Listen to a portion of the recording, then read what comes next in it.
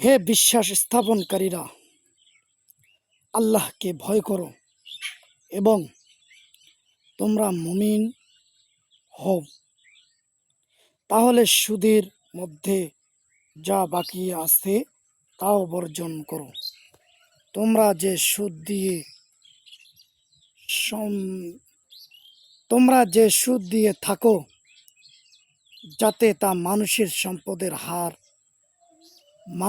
সম্পদের সাথে মিশে বেড়ে যায়, আল্লাহর কাছে তা বাড়ে না। তোমরা সুদ খাও, সুদ খেয়ে তোমরা যে সম্পদ করো, আল্লাহ তাআলার দরবারে সে সম্পদ কখনো বাড়ে না।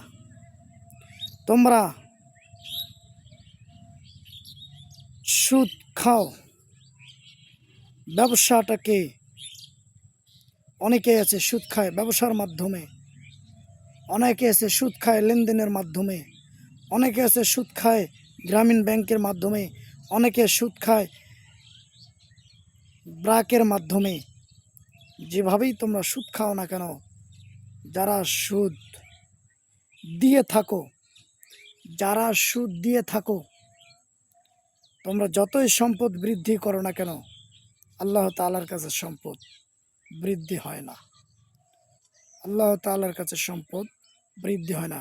তাই বলতে চাই যে তোমরা যারা সুদ দিয়ে থাকো, তোমরা সুদ থেকে নিজেকে ফেরাও, নিজেকে বাঁচাও, নিজেকে এই কষ্টদায়ক আযাব থেকে নিজেকে বাঁচাও। সময় এখনো আছে। সুদ দেওয়া, নেওয়া এবং সুদ সাক্ষী দেওয়া, তিনটা কাজে বর্জন করো। আল্লাহ তাআলার কাছে এই তিনটা কাজে ঘৃণিত।